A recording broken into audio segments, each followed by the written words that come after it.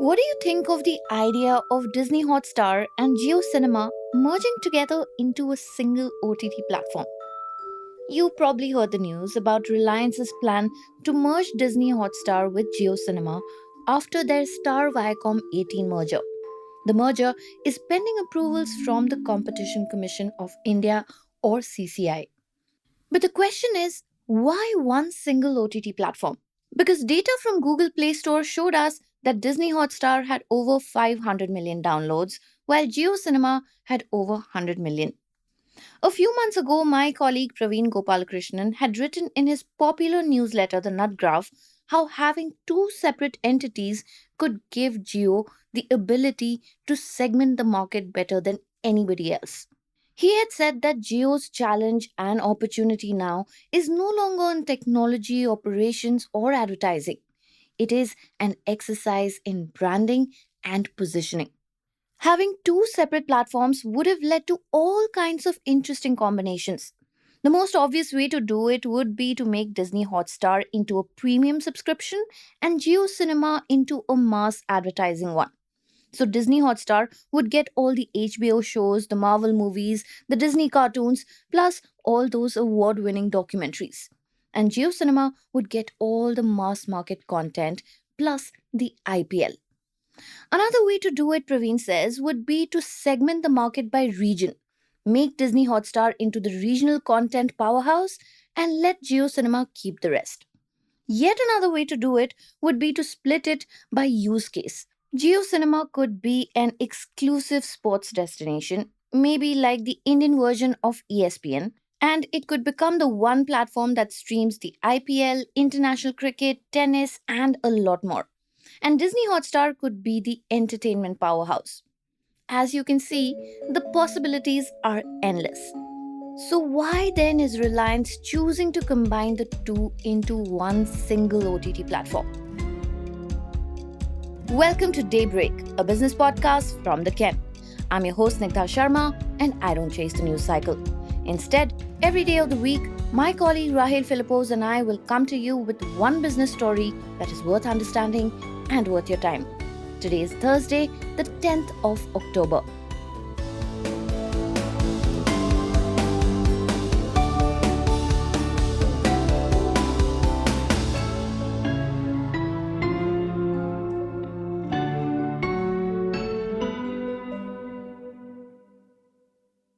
You see, the CCI has already warned that the Disney Reliance media merger could harm competition. The body privately warned the two companies, mainly expressing its concerns about their grip over the rights to broadcast cricket. So, it asked the companies to explain within 30 days why an investigation should not be ordered. So, it seems that the CCI's main concern is focused on the cricket rights being concentrated into one entity. Of course, there may be secondary concerns as well. Reliance, on its part, meanwhile, has apparently offered concessions. There are reports that it plans to freeze ad rates for 2 years and may even hive off some of its regional TV channels to ensure that it is not in a dominant position in some markets. The thing is, if you really think about it, there are no elegant solutions around cricket broadcast rights. The failed Sony and Z merger has made that much more complicated, and Praveen says Reliance can't just offload some of the cricket broadcasting rights to another player, even if it wants to, or even if it is compelled by the CCI to do it. So, is the plan to combine Hotstar and JioCinema some sort of a concession to the CCI? Well, there are indications that say otherwise. That this is a conscious strategic choice on part of Reliance. The Economic Times story on this news cited a source who said, and I'm quoting, having a single OTT platform will help in saving costs and building a one stop OTT destination that will give strong competition to YouTube in the advertising video on demand segment and Netflix and Prime in the subscription segment. End quote. Okay, yes, that could be the reason. But do we really know Reliance as a company that optimizes for cost in the short term while sacrificing the long term advantage of having two OTT platforms? Not really, right? We have to remember that once they go through with this, if you kill an OTT platform, you can't just bring it back later. So, why would Reliance make that choice without first seeing how two separate platforms would work out? We are basically talking about a future where a single OTT platform will try to simultaneously take on YouTube with advertising and Netflix and Prime with subscriptions. It feels like the streaming version of a super app. For both Netflix and YouTube, though, it could be a relief if Reliance combined everything into one app, because it would give them both a chance. Even if you account for the costs, Reliance having two streaming apps seems to offer it greater chances of success over having a single app. Seen through this lens, the single OTT app does feel more like a concession. But, like I said earlier, this seems more like a strategy. But Praveen says that this just means that Reliance is planning not for the long term, but for the long term. For example, some people believe that over a longer period of time, all the differences between advertising and subscriptions in streaming are going to disappear. Reliance seems to be working with that future in mind. We are essentially talking about a future where streaming looks a lot like television today. In fact, there are signs that it has already started. Netflix is a subscription OTT platform that is moving towards advertising, whereas YouTube is an advertising platform that is also scaling up subscriptions. Maybe Reliance believes that it is inevitable for any OTT platform to do both, so it might as well get started early. But having said that, the biggest change that a single OTT platform could bring without doubt is that it is ideal from a consumer's perspective. We've already heard a lot about how broken streaming is for the consumer because there are just too many choices, too many subscriptions, and it is all too expensive. One default subscription for everyone using one app sounds like a great solution for us. Like Praveen says, we don't know the second and third order effects of this, but we will know once we get there and experience it. Maybe we'll be the first ones to see what it's really like. Hang in there because we still have the unwind segment coming up. Stay tuned.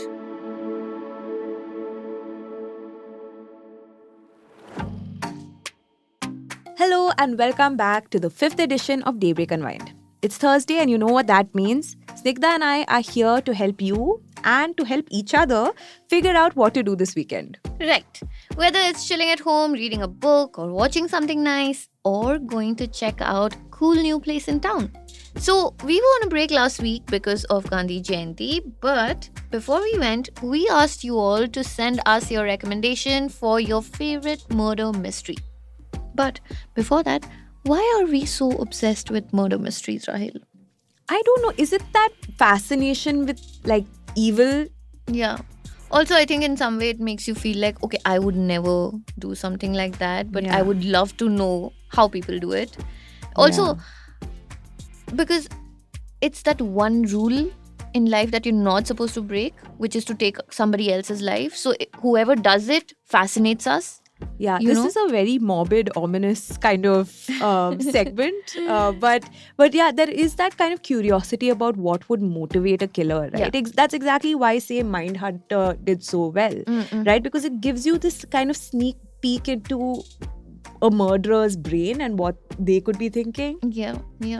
Also, I was reading about it, and some psychologists say that it's also watching murder mysteries or reading murder mysteries also have like an evolutionary benefit for people because it forces your brain to pick clues. Right. It's almost like a competition. Correct. Right, with the writer of the book or like with the director for a movie or a show. Like it's like I'm going to figure out who the murderer is before you tell me. Right? The classic whodunit. Yeah. We all do it. Yeah. Right. And if you figure it out before, like you feel so great about yourself. Also, I was wondering, because there are basically two types of murder mysteries, right? There's one where ultimately in the end, order is always restored. Like, your Sherlock Holmes or Agatha Christie. And then there's the other one where, your questions are not answered. And I think the kind of stuff that you like I think it also is a very personality thing, don't you think? Like, I would imagine a person with, who has a little bit of OCD would like the first one. I 100% prefer the former to the latter. The latter freaks me out. Then I'm See? up for days just thinking, oh my God, what could happen? How is this going to play out? What are all the possibilities, possible ways that could play out? Yeah, and for me, it's the opposite. Like, it's the one that leaves you with more questions than answers. You prefer those? Yeah, I love it. Like, and I Interesting. think those are the ones usually that are slightly darker. Yeah. You So know. true. Yeah, so you have to have certain kind of, you have to be in a certain kind of mind space also to read those kind of books Yeah. and watch those kind of movies. And I think my recommendation is also one of those. I'm so curious to know what is your recommendation this week, So Snigdha? if you listen to Daybreak, you already know this author because I've spoken about her. Even in the last Unwind segment Yeah. where we were doing the one on best opening lines, Yeah. it was, remember, I Shirley mentioned. Jackson. Exactly. There you Yeah. go. So that was The Haunting of Hill House. Yeah. And this is this other book by her, which is also a brilliant book. And it's called We Have Always Lived in the Castle. Interesting. And it's about the Blackwood family. Mainly the two protagonists are two sisters. Okay, Mary Cat and Constance. Okay, and Mary Cat is the narrator. So what really stands out about this book when you read it is her voice, Mary Okay. Cat's voice. Like, it's almost like you can hear the way Shirley Jackson has written is just, I don't know, I don't have the right words to describe it.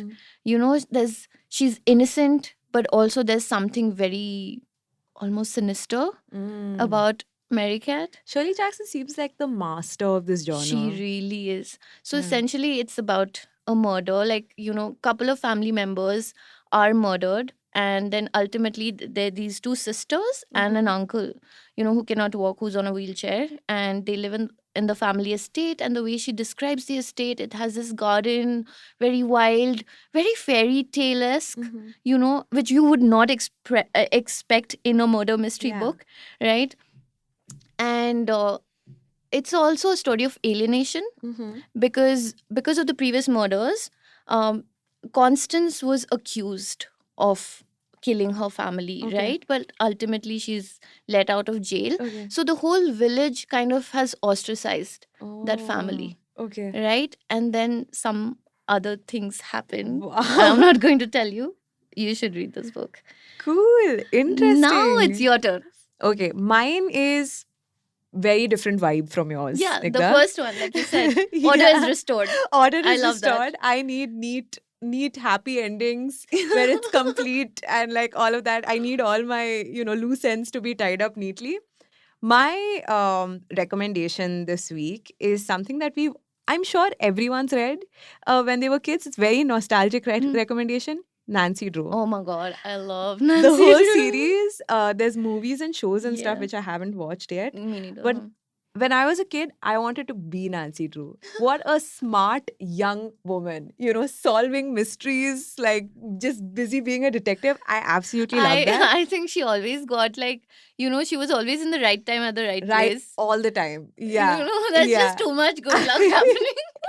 But I loved it. But yeah, it was Yeah. exactly that, right? It was the former of the two types of murder mysteries. Exactly. Not too much murder, at least like the early. I remember the older Nancy Drews. There weren't too many murders Yeah. happening, but I do think that the movies that came out later, Were they were a darker. little darker, than classic Nancy. Right. But my recommendation for all our listeners and for you, Snigdha, is to revisit Nancy Drew. I think Which that one is do you something we remember? need Any to do. particular one? It's so hard to pick one, but I think if I absolutely had to, it would be the one where she went to Venice. It's called Phantom of Venice. Ooh. Have you read that I one? don't remember. But yeah, it was really, really good. I remember being like truly on the edge of my seat the whole time through. But there were so many of those books, right? It was only Yeah. much later that I realized that apparently there's a team of ghostwriters that had written all the books. There wasn't one author. So the writer was Carolyn Keene, right? Yeah. So she wasn't always the one writing? No. There were a bunch of ghostwriters. Oh, okay. Right. Now I think it's time for our first recommendation from our listener, Devansh. He very kindly sent us a voice note. Awesome. Very interesting recommendation he has. So this is the manga which kind of traumatized me. So it was written by Oishi.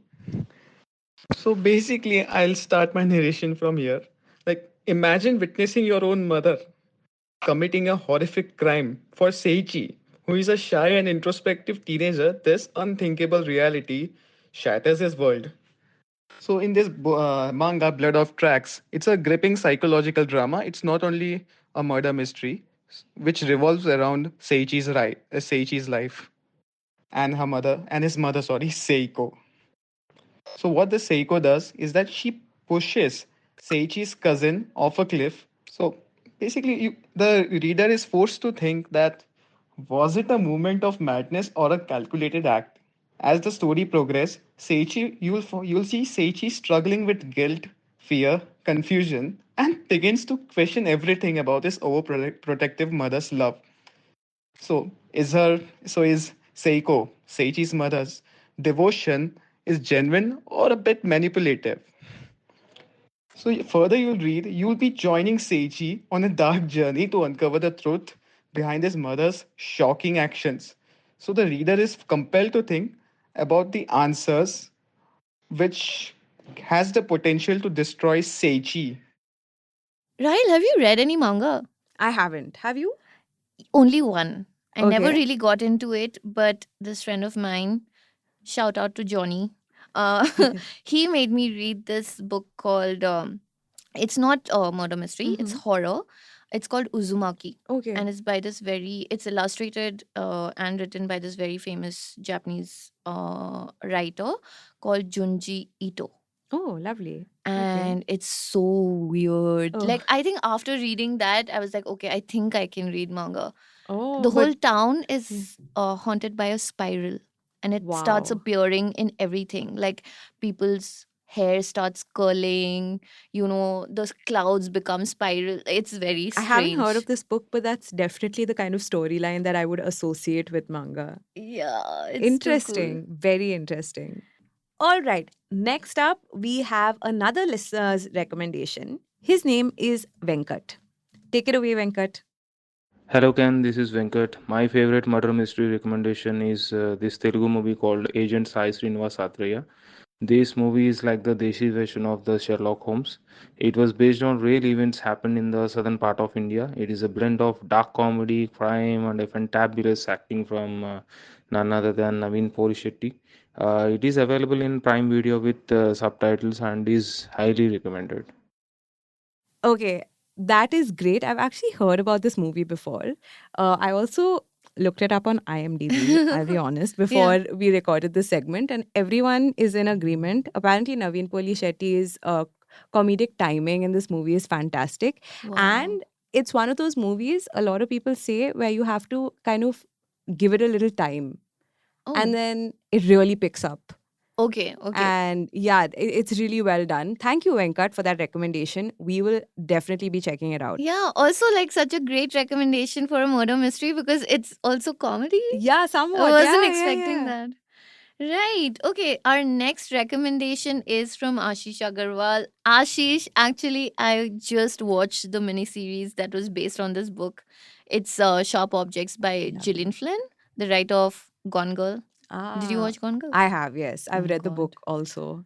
It's brutal. It's really But something. yeah, I watched the TV Mm-hmm. series with Amy Adams, who plays this reporter, right? And she has to go back to she's struggling, Mm-hmm. existential crisis she's going through. And her editor sends her back to her hometown where she doesn't want to go because she's not very close to her Mm-hmm. family.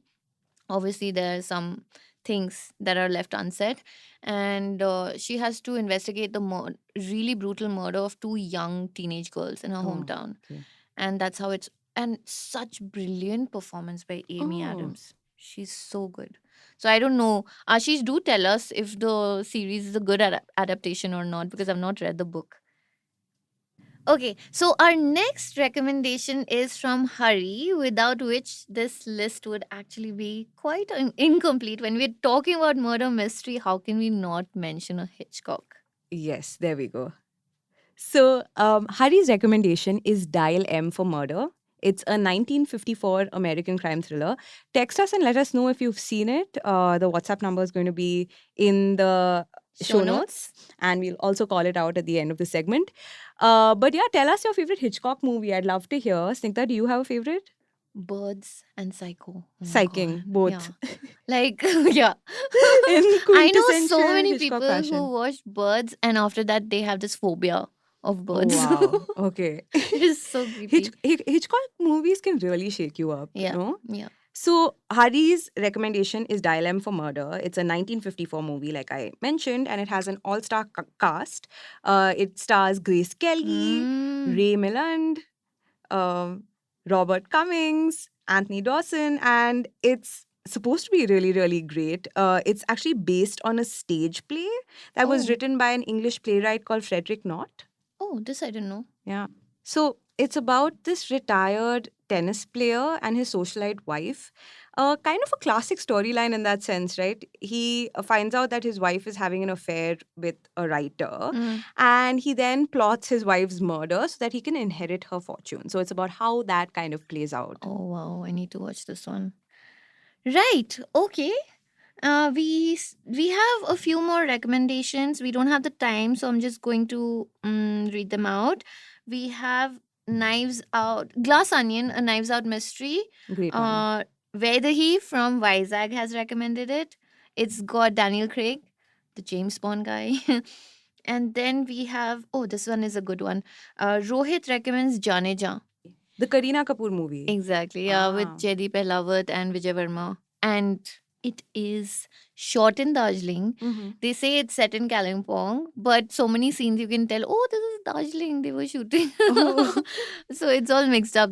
I think, yeah, they shot it in both places. Okay. Yeah, and she also speaks in Nepali. I was like, In the oh, movie? yeah. Wait, I don't remember this. Yeah, she's talking to Vijay Verma and they're sitting at this restaurant and she doesn't like him. Mhm. And she's asking the waiter to give him piro Classic. chutney, like really Spicy spicy momo chutney. chutney. But yeah, that's a good one.